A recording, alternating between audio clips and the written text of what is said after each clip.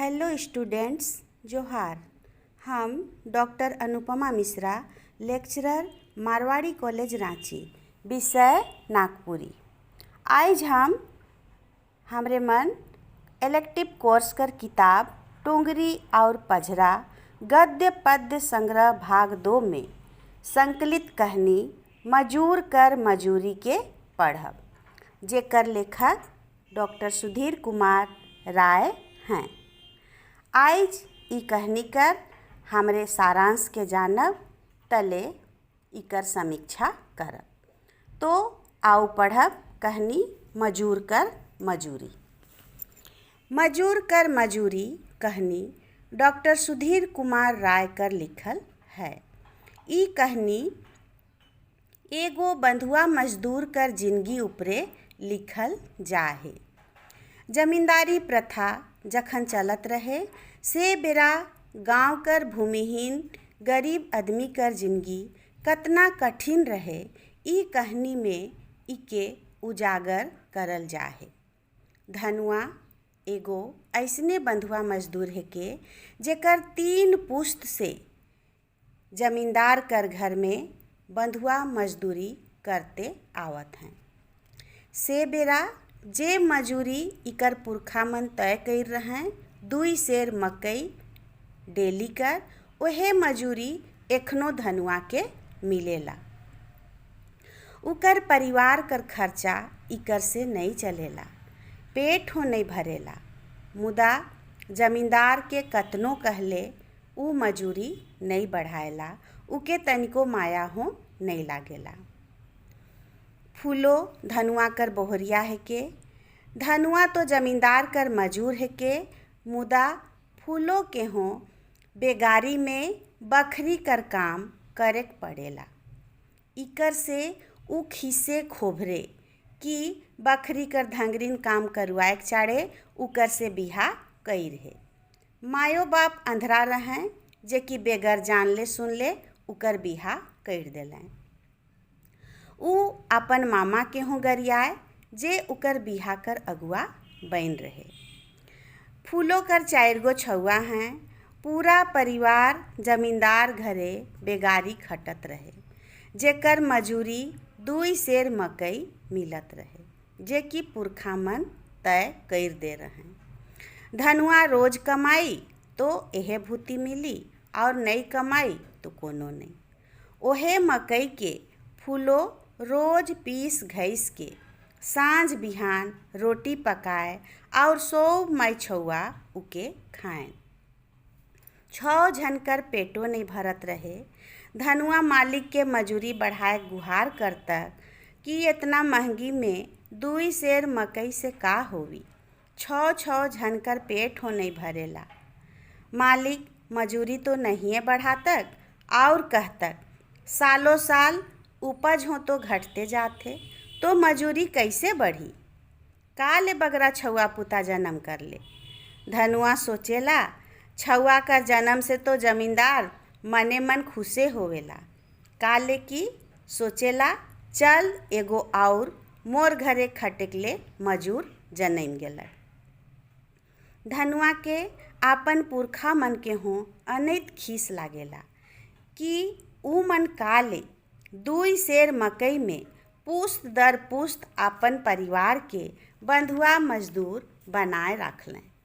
मुदा कोनो बगरा कहले जमींदार कर लठैत मन बड़ा मारत रहें। इकर से धनुआ कर मन बड़ा दुखी और अशांत रहत रहे। फूलो कर बड़का बेटा दामू पढ़े में बड़ा तेज रहे, अपन क्लास में पहला आवत रहे। उकर मास्टरों मन कहत रहें धनुआ से कि तोर बेटा बड़ा तेज है, इके पढ़वाओ, तोर नाव रोशन करी। मुदा ठाकुर नहीं चाहत रहे कि मजूर कर छुआ मन पढ़ो। ठाकुर कर गरु छगरी के हर चरातक से ले उके चराए के ले दामू के स्कूल से छोड़वाए देलें। इकर चाड़े फूलो और धनुआ में रोज झगड़ा होत रहे। उ छुआ मन के पढ़वाए खोजत रहे, मुदा कुछ करे हो नहीं पारत रहे। से ले उ चिड़चिड़ाही और बेमरिया रंग हो गेलक। छुआ मन जखन खाए के मांगते उ मन के गरिया तक और मारबो करतक। बरसाइत में काठी जुरी भींजल और आइगो नहीं लहरत रहे। बन पतरा से काठी झुरी बीच के उलानत रहे। मुदा जमींदार जब जानतक तो बहुत गरियातक। बन पतरा बांध बगैचा सब जमींदार करे के, क्यों कुछ नहीं ले सकेला ऐसन कहत रहे। मुदा फूलो सोचतक अब तो सब सरकार ले लेलक तो ई जमींदार का ले हक जमाएला। मुदा जमींदार कहेला उ गांव कर मालिक है के और सरकार देश कर। उ तो वोट लेवे के चलते आदमी मन के सरकार बहकाएला, केखू कोनो देवेला पूछेला।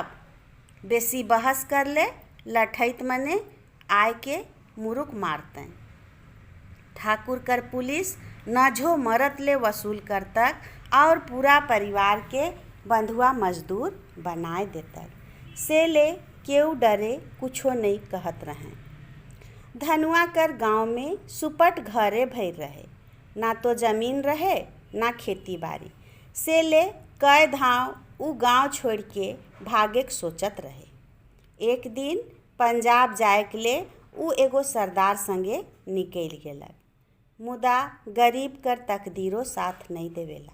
रेल चढ़े से पहले ही पुलिस उमन के धैर लेलक और कोनो तेर हुआ कचिया दे के छुटलें तले धनुआ घर घुरलक।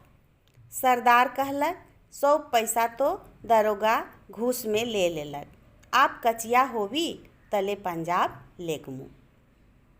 धनुआ कर पंजाब भागे के बात के दरोगा कर मार्फत से ठाकुर जान गेलक। उकर लठैत मन आलें और धनुआ के चोचमते जमींदार ठिन ले गलें, जहाँ धनुआ के बहुत मारलें।